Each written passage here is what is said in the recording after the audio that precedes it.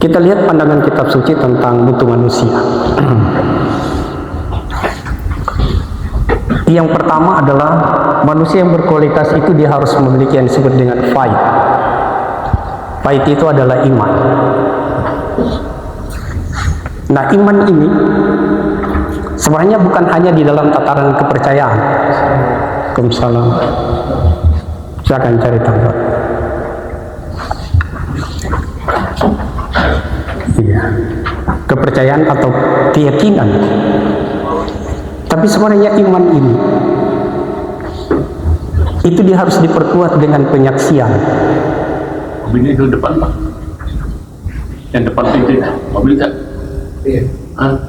Iya. Oh iya. Dikasih kuncinya saja mungkin. Supaya jangan menghalang. Nah, nanti sebentar iman ini sebenarnya banyak konsepnya, tapi ada satu hal yang paling penting, bahwa di dalam pesan iman ini adalah mengenal Tuhan.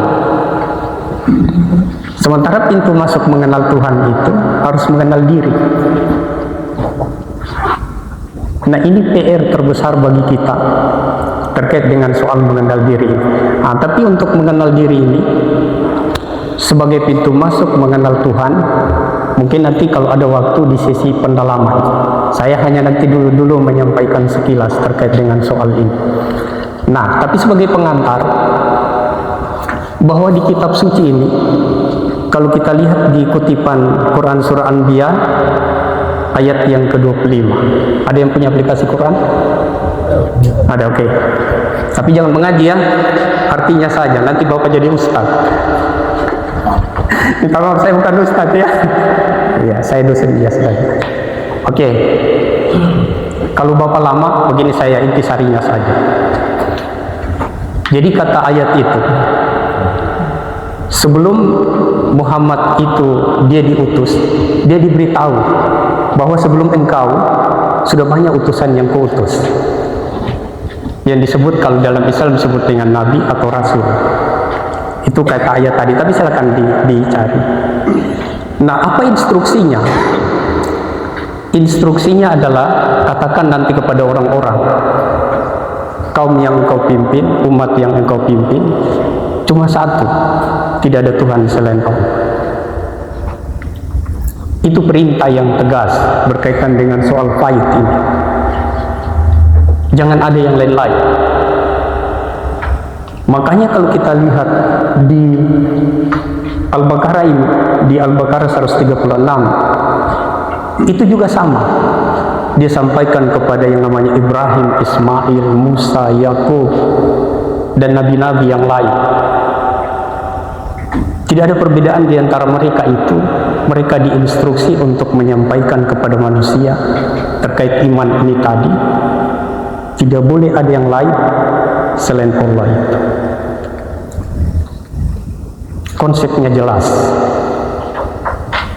Nah, sekarang kalau diperkuat dengan di Kanzil Aras ini, nanti kalau saya sering baca ini lepas salat maghrib, Kanzil Aras ini namanya Reja Segala Doa. Nanti Bapak cari di Quran kecil yang muslim. Ini dia bilang begini, wahai yang pertama itu, wahai engkau Adam. Adam, silakan. Di mana? Di sini masih kosong. Sini. Oh, di sampingnya. Maaf ya, di nomor.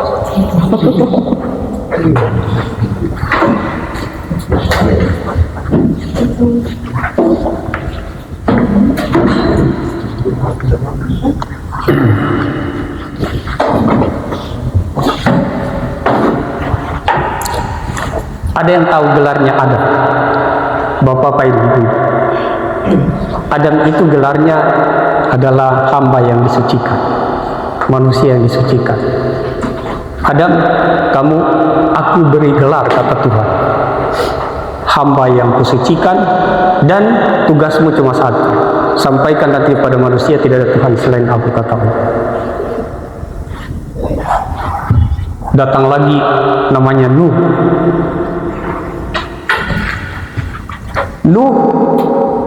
kamu saya beri gelar. Ini dibahas di Kanzil Aras ini. Nuh, kamu saya beri gelar. Gelarmu adalah nabi, pembawa berita. Nanti tugasmu hanya satu, katakan kepada manusia tidak ada Tuhan selain saya. Itu kata Nuh, kata Tuhan. Kemudian datang lagi Ibrahim. Siapa yang tahu gelarnya Ibrahim? Kalau teman-teman dan muslim, Abraham. Ibrahim, Anda saya beri gelar kekasihku. Tugasmu cuma satu, nanti sampaikan kepada umat yang kamu pimpin tidak ada Tuhan selain saya. Datang Ismail. Ismail itu gelarnya sembelihan Tuhan. Makanya kan kalau di Islam pernah mau digeret tapi jadi kan sembelihan Tuhan. Apa kata Tuhan? Ismail, saya suruh kamu cuma satu, katakan kepada manusia tidak ada Tuhan selain saya. Datang lagi Nabi Daud. Daud itu dikasih gelar penguasa bumi. Daud, tugasmu cuma satu, keberitahu, kasih tahu sama kaum yang kamu pimpin itu tidak ada Tuhan selain saya. Datang lagi Musa. Ada yang tahu gelarnya Musa? Musa itu disebut perkataan Tuhan. Kenapa begitu? Karena Tuhan berkata-kata kepada Musa secara langsung. Meskipun di dalam beritanya itu dia dibatasi dengan 70.000 dinding pemisah, tapi itu langsung. Perintahnya juga sama, tidak ada Tuhan selain saya. Datang lagi Nabi Isa.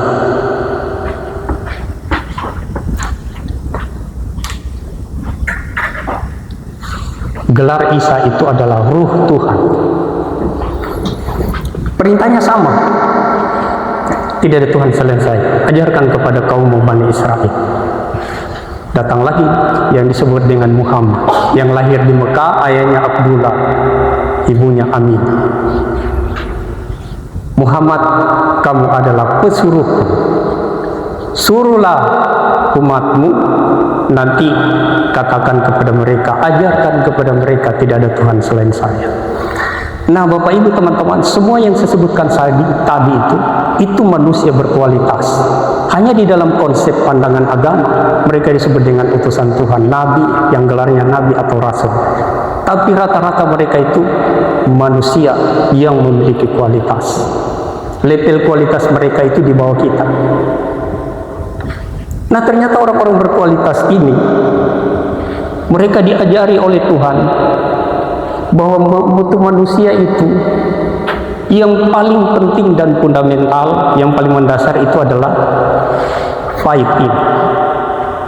Ini pandangan kitab suci tentang mutu manusia. Saya dulu waktu belajar kita dapat juga manajemen SDM S1, S2 sampai S3. Ternyata semua textbook, semua buku itu mengajarkan tentang mutu manusia hanya 3. Pengetahuan, knowledge, kemudian skill, keterampilan, kemudian attitude, perilaku. Bayangkan. Jadi kalau kita melihat kajian ini dengan perspektif kitab suci, ternyata ada yang terabaikan di pelajaran kita.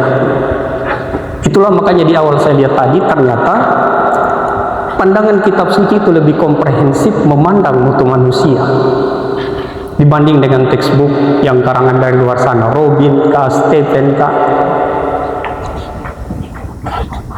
Tak ada di textbook, yang ada di kitab suci yang disebut dengan 5 ini.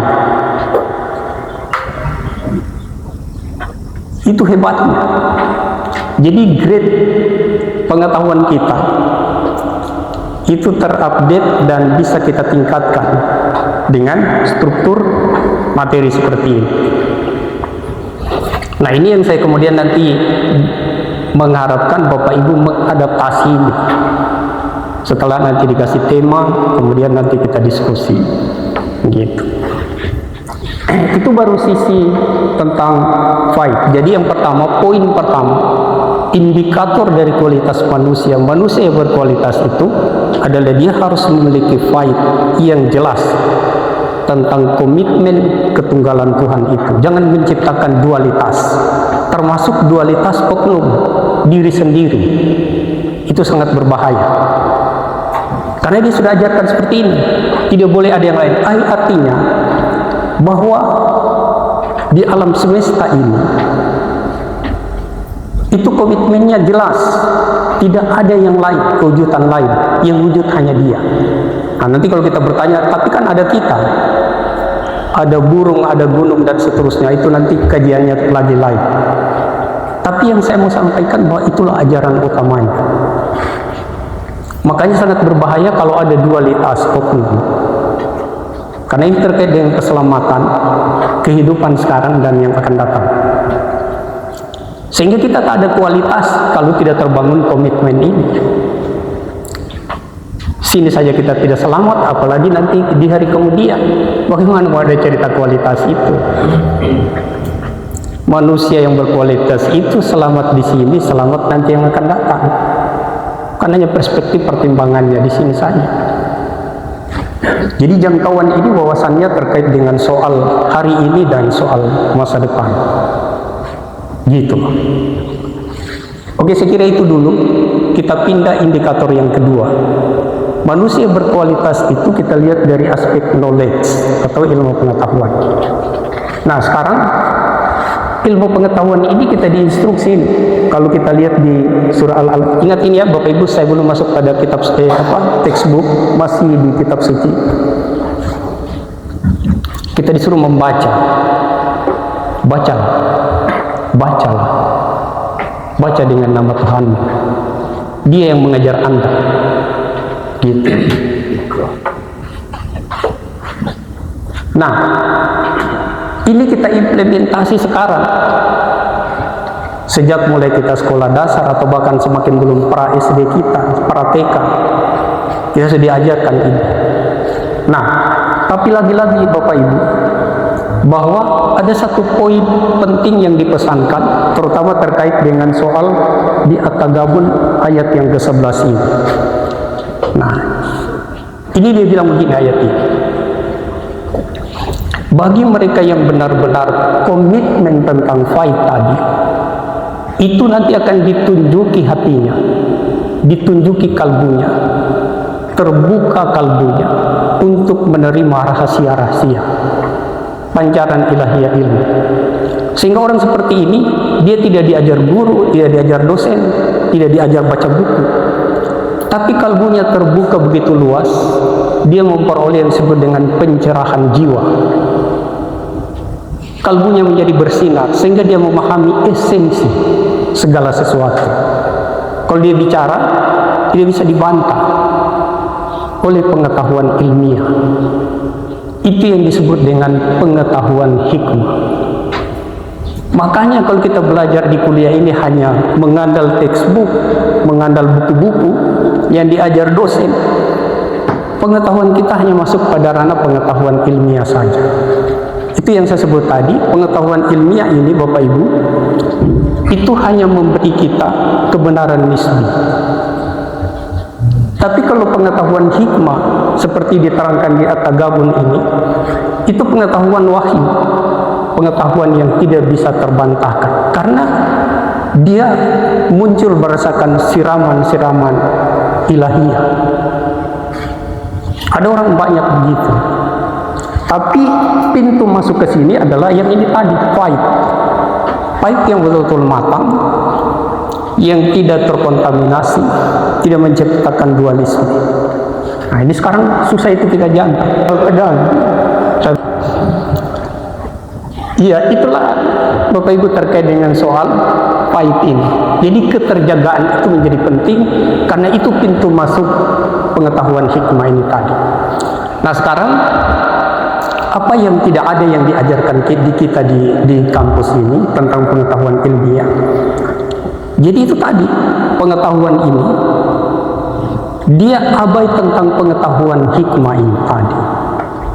Jadi semata-mata pengetahuan ilmiah, sehingga kebenaran yang kita dapatkan itu adalah kebenaran relatif, kebenaran nisbi.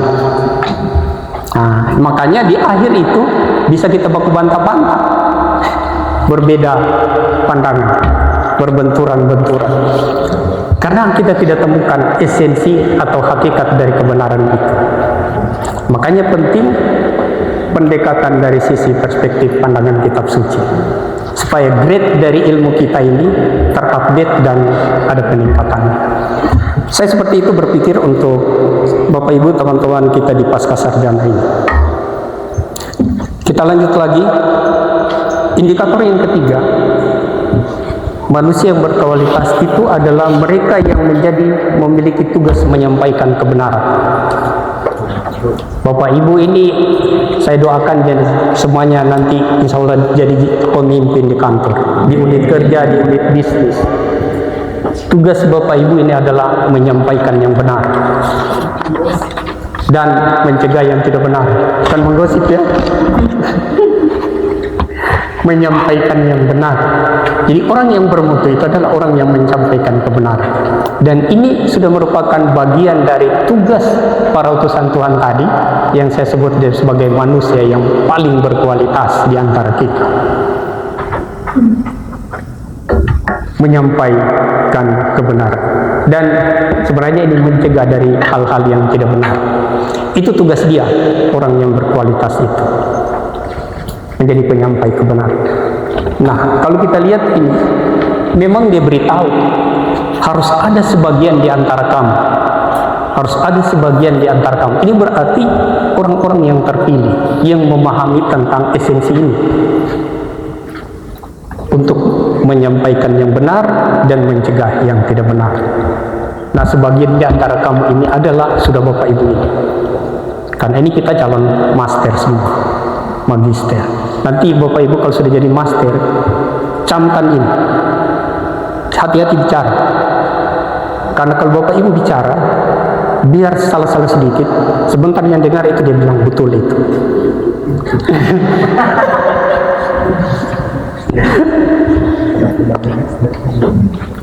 Karena apalagi dia sudah lihat label nama NM misalnya, pasti benar yang dia bilang itu. Padahal ini hanya kita yang tahu, kita bohong-bohong sedikit. Jadi itulah hati-hati. Kemudian yang berikutnya, Bapak Ibu teman-teman, di dalam tugas menyampaikan kebenaran ini kadang-kadang banyak sekali godaan. Banyak godaan.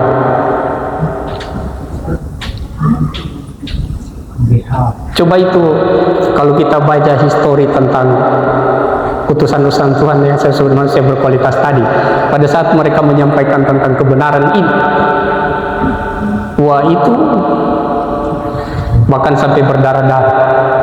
Ada yang dituduh gila, ada yang dituduh tidak beres ini, tidak waras, dan seterusnya. Nah, maka dibutuhkan satu poin penting bagi manusia yang berkualitas ini sebagai kriteria, itu harus dia memiliki kesabaran. Jadi sabar.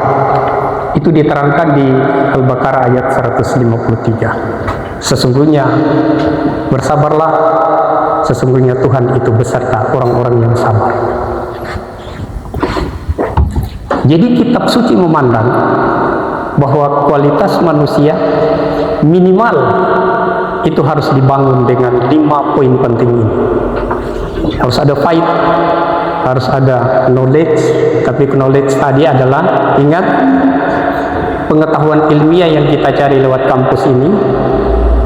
Dan yang kedua adalah pengetahuan hikmah. Untuk mendapatkan pengetahuan hikmah, jagalah fight itu. Jangan dia menciptakan dualitas, dualisme, atau kontaminasi. Karena itu jadi dinding penghalang. Jadi keterjagaan fight menjadi penting untuk mengantar kita kepada pengetahuan hikmah. Orang yang memiliki pengetahuan hikmah itu berbobot kalau dia bicara, tidak asbun, asal bunyi saja. Banyak caranya padahal asbun. Dia hanya bicara pada situasi yang penting, tapi berkualitas. Karena hatinya, kalbunya dibimbing oleh pancaran-pancaran ilahiyah. Itu akan hebat. Gitu. Sampaikan kebenaran ketika iman sudah terjaga, faid sudah terjaga, pengetahuan akademik kita ada, ditunjang dengan pengetahuan hikmah, maka kita bertugas menyampaikan kebenaran. Karena semua manusia utusan Tuhan, manusia berkualitas itu, tugas mereka adalah menyampaikan kebenaran. Dan yang terakhir dalam menyampaikan kebenaran ini, banyak tantangan, caci maki, godaan, berdarah-darah, dan seterusnya. Maka dibutuh satu poin, yaitu kesabaran. Nah,